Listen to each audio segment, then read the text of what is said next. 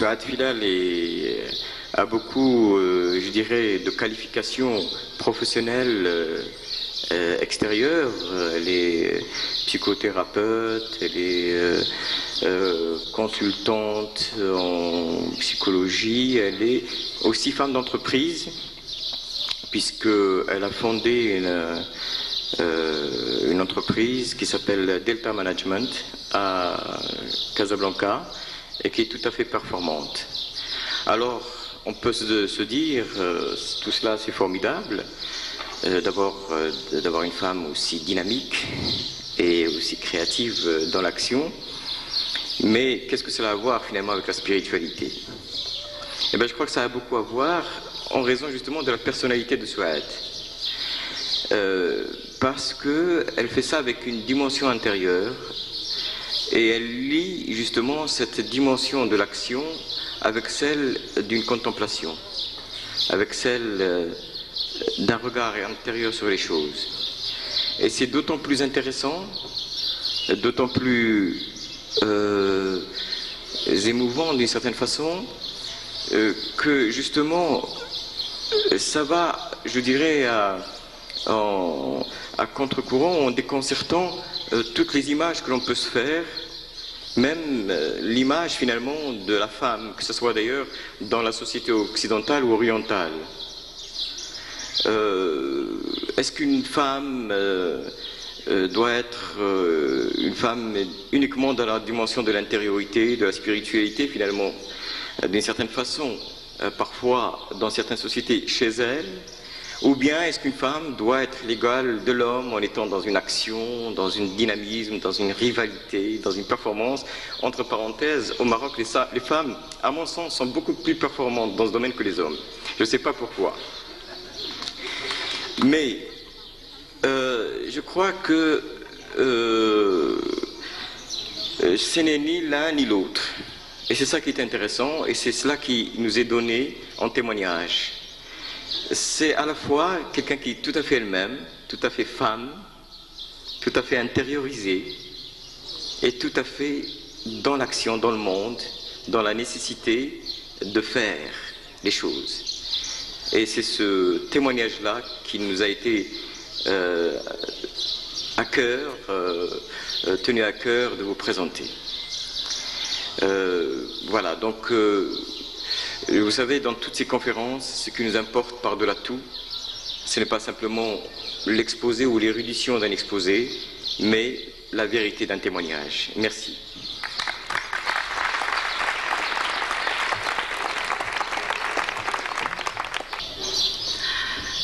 Action et compassion. Quel beau thème pour une conférence, n'est-ce pas? Mais comment vous parler de compassion et de don, moi qui n'ai fait que recevoir? De mes parents, la vie. Je veux bien. De mes parents, la vie. De mon mari et mes enfants, l'amour. De mes proches, la fraternité et l'amitié.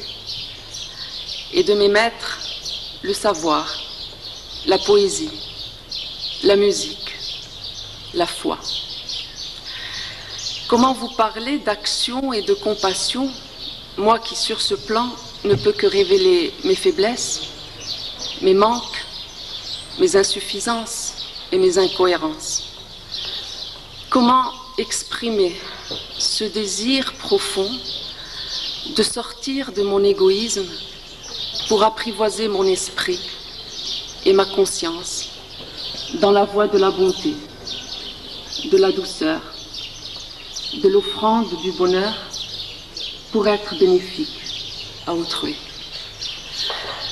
Comment me rendre disponible à d'autres alors que moi-même je suis prise dans la réalisation de tant d'objectifs pour me construire?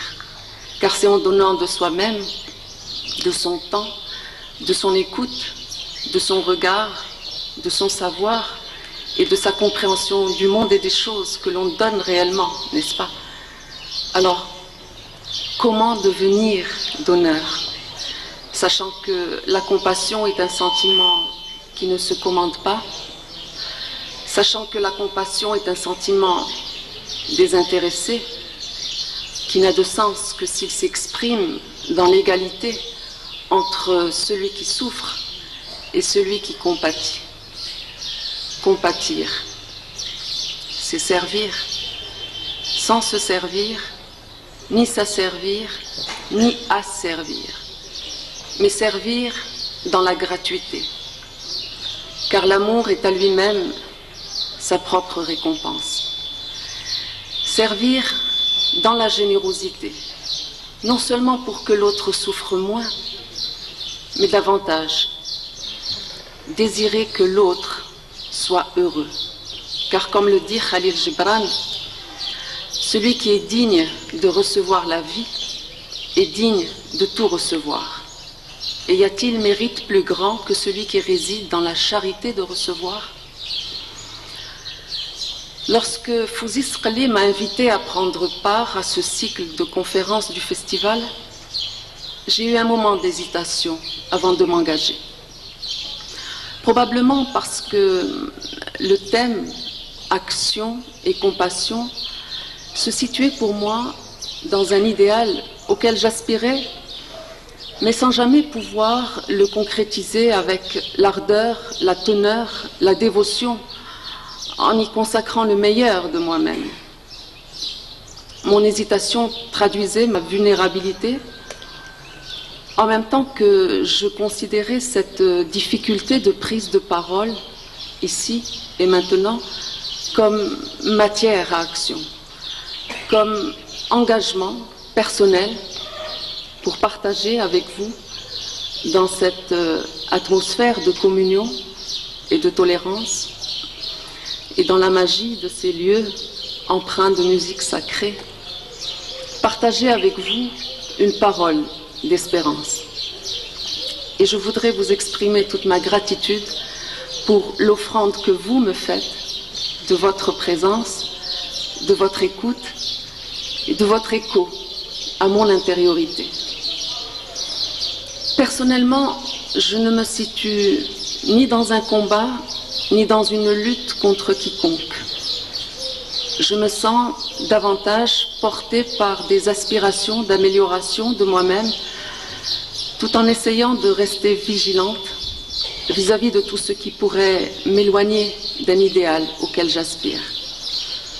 Un idéal d'être, moi qui suis en quête de sens, moi qui cherche mon chemin.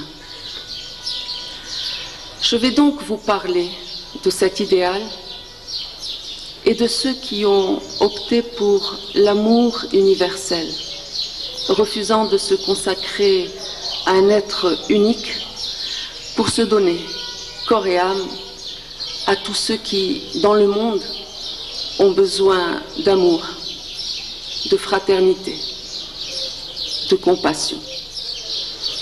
C'est-à-dire à tous ceux qui, analphabètes, sont à préserver de la mort intellectuelle. C'est-à-dire affamés, sont à sauver de la mort physique. Exclus sont à sortir du vide. Désespérés sont à libérer des démons de la drogue et de l'alcool. Abîmés, violés, meurtris, abandonnés, sont à délivrer du supplice et de la perversion. J'ai essayé de comprendre ce qu'est cet amour qui pousse à la compassion agissante, qui en nourrit l'élan, dans la liberté et dans la niya. La niya en arabe, c'est l'intention qui donne valeur spirituelle à ce que l'on entreprend. Et il me semble que c'est dans le choix volontaire du dépouillement, c'est en se libérant du joug de l'argent, des biens matériels, de la possession, de la compétition, du pouvoir et de la gloire, que se dessine le chemin qui mène à l'amour véritable. Cet amour qui nous permet de voler au secours des autres chaque fois que c'est nécessaire. Mais pour voler, je dois m'alléger. M'alléger de quoi? Eh bien de tout ce qui est égoïste, éphémère et relatif, pour atteindre cette vertu fondamentale commune à toutes les religions, cette vertu universelle et qui est la compassion agissante.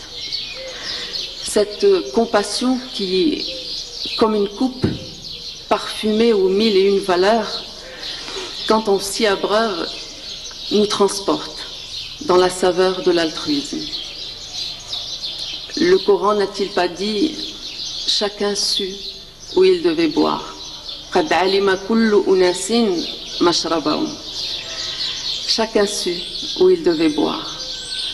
Boire à cette coupe et pratiquer la compassion. Dans la joie, la sollicitude, la patience et l'écoute, par amour et générosité, et non pas par devoir et pitié.